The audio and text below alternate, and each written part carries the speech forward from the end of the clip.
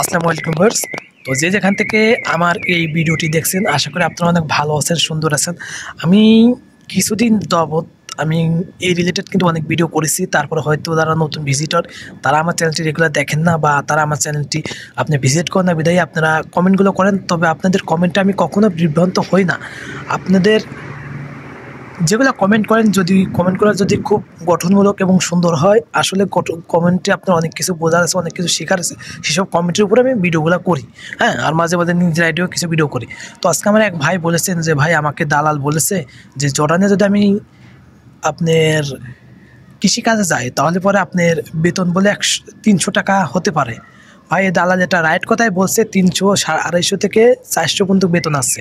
এখন আপনি কোন কাজে আসবেন, কোন রিলেটেড কাজে আসবেন সেটা আপনাকে নির্বাচন করতে হবে, এবং দালাল আপনাকে কোন কাজে দিবে এটাও আপনাকে জানাতে হবে। হ্যাঁ, আর আপনি যদি জর্ডানে আসেন, আপনি জর্ডানে কৃষিকাজে আসলে পারে ভাই আমি বলি একটু ভেবে চিন্তে আসবেন, কারণ জর্ডান কিন্তু বাংলাদেশের মতো এত মাটিগুলো এত নর্মাল না।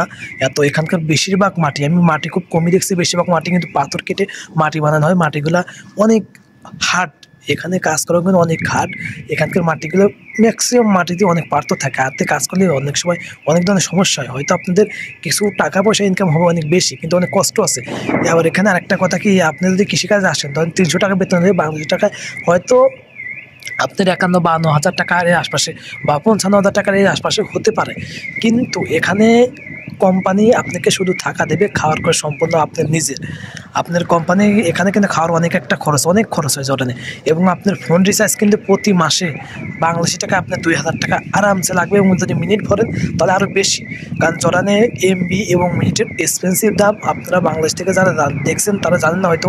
আমার প্রতি মাসে আপনার বাংলাদেশি টাকা 3700 থেকে 3800 টাকা এমবি লাগে এখন। আগে 3 মাস প্যাকেজ একটা এমবি ছিল, এখন সেটা বর্তমানে সেটা ডিজেবল করে দেওয়া হয়েছে, এবং সেই সিমগুলো এখন নতুন করে কোনো কিছু ইস্যু করা যাচ্ছে এবং বিক্রিও হয় না। এখন 2 মাসের সিম আছে, 2 মাসের সিম আপনার 22 টাকা, সাথে এমবি টেমবি মিনিট দিয়ে আরও কিছু টাকা এক্সট্রা কস্ট লাগে। 22 টাকার ভিতরে সিমগুলো বেশি পাওয়া যায়, আপনার অন্য এলাকায় 20 টাকাও হয়।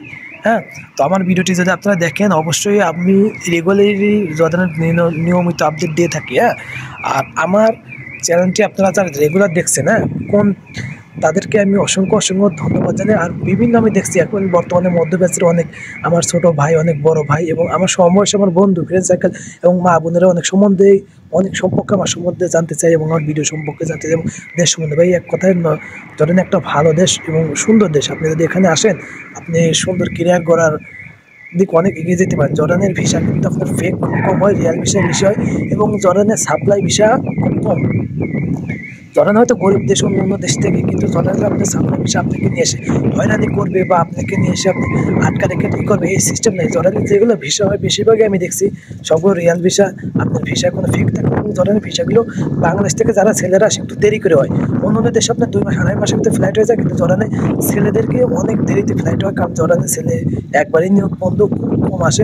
অত বছরে আপনার কিছু কিছু সংখ্যক খুব আমি দেখছি আমাদের জর্ডানে বাংলাদেশের ছেলে সবচেয়ে কম দেখাই যায় না। আপনার একটা এরিয়ার ভিতরে আপনার ধরেন যে খুব কম ছেলে থাকে, বেশিরভাগই আপনার আছে হলো ইন্ডিয়ান ছেলে এবং পাকিস্তানি এবং ফিলিস্তিনি, সুরিয়া, এগুলো অনেক আছে, কিন্তু বাঙালি ছেলেরা থাকেই না। আপনার এদের বাঙালিদের এই দেশের ভিসা অনেক বেশি, এবং ভিসা দেয় বলে কম দেয় বলে হয়তো মনে হয় বাঙালিদের আসে কম। তো আপনারা যদি আসতে পারেন। আর কৃষিকাজে অনেক পরিশ্রম করতে হয়। সকালে আপনি ধরেন যে সকাল 7টা থেকে উঠে কাজ করি, এবং যতক্ষণ সূর্য না বন্ধ হয় ততক্ষণ পর্যন্ত কৃষিকাজ করতে হয় আমাদের নির্দিষ্ট। আর এই দেখ এখানে একটা কথা, গরমকালে কিন্তু প্রচণ্ড গরম পড়ে, এবং শীতকালেও ব্যাপক ঠান্ডা পড়ে।